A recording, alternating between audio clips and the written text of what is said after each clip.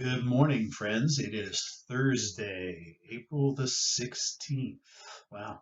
I guess past the original tax day. We're now in the new way, off into new things. And that's a lot of the message today. Be a breath of fresh air in the new life that we have. That's Paul's message that we're going to read about. And, Philippians 2, we're about the mid part of the chapter here. And so I'm reading from the message today. Paul is writing this. Do everything readily and cheerfully. No bickering, no second guessing allowed. Go out into the world uncorrupted, a breath of fresh air in this squalid and polluted society. Provide people with a glimpse of good living and of the living God.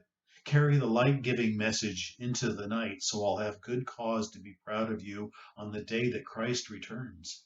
You'll be living proof that I didn't go to all this work for nothing. Wow, I love those words. Paul, they have real meaning to Paul. I have to say that, in this message, Paul has been in prison. He wrote this letter from prison. And Paul has figured out at this point in time that he's probably not going to survive prison. And so he's sending this letter to let the people in Philippi where he's writing, to let others know that he's proud of them. He's encouraged by them. He loves what he's seeing happening in their lives. You know, he wants to help them to chart a path to see what their new identity is, But in the same time, he's also recognizing that, we're people, that, with any group, and it doesn't matter if it's a church or whatever it may be, we have differences of opinion, right? And we'll see that. We'll have differences over the leadership styles, over differences the way we do things, or, the differences over in church, like the kind of music we say, or the theology that we believe in, or, how we do baptism, or whatever it could be. There's a lot of differences that we can have. And Paul's argument is to stay focused, that there's one thing, that greater purpose that keeps us motivating, and that's to know Jesus, the Messiah. That being in relationship with Jesus is the thing that we focused on. That's going to carry us through. And so all those differences won't matter. And when we do that, then we're ready and we can join in. We can find happiness in living a life that does that. And we won't be sniping each other. We won't be second guessing each other. And that's how we can be a breath of fresh air. I think that's a wonderful image for us today, because if you're like me, you've seen images of, places where you can look and see the mountains. You can see clearly the cities and the sights. We don't have the pollution because people are having to be at home. Now, that's not a bad thing. Uh, well, it is a good thing coming out of something that's bad. Let me just say it that way. All right. But what's important is the analogy here for us. We have a lot of things going on. There's some bad things that are happening in lives. We have emotional baggage that goes on. There's a lot of mental stress and strain of, life at home in a new way, with maybe dealing with our spouse or with the children, or, worrying about the funding. And for some of us, we can't afford to be home and not work. And we're feeling the risk of taking on the work of to provide care or to do whatever it is, the essential work that we're doing, or just wrestling with how to be able to deal with the financial struggles that we're struggling, right? There's a lot going on. And so sometimes we have to simplify. We have to think about that. I know we're having to do that here.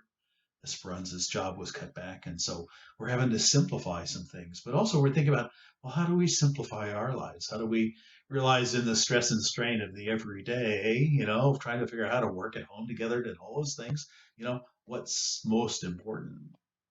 It's not the thing that we can find the conflict over, the thing we can second guess each other on, but realizing there's a greater purpose, there's a greater relationship, there's a greater love that's here. And so we can find that and we can lead by example. You know, but that means slowing down. That means making some choices. It means intentional about the way we do things. And when we do that, what we're doing is we're finding ourselves connecting with others in ways that we hadn't. I think our children are going to love this time. While they want to be back in school with their friends, there's also connections that are happening with family in a way that perhaps we've lost over time.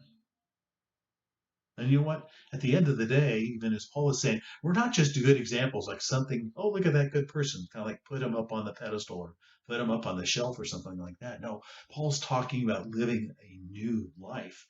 When we live a new life, a life that's focused on Christ, a life that where we're looking to be in relationship, where we're looking to share love, where we're willing to offer grace, where we're willing to forgive. When we do that, that's how people see God. We're not afraid to talk about our relationship with Jesus because we know that's what makes our lives better. And it's not an overt in your face in a way, but oh, Jesus is, Jesus is so great because I saw God, and God does it work in this way in my life and all that. And it's just a natural, normal, organic thing that's not ashamed or not afraid. That's our identity. That's a new way of living. It's selfless, that's loving, that's caring, and it's what we hope to pass on. It's what Paul hoped to pass on. It's what I, as your pastor, hopes to pass on, and what I hope you hope to pass on to your family, your friends, and your neighbors. Be a breath of fresh air. God bless. I'll talk to you tomorrow.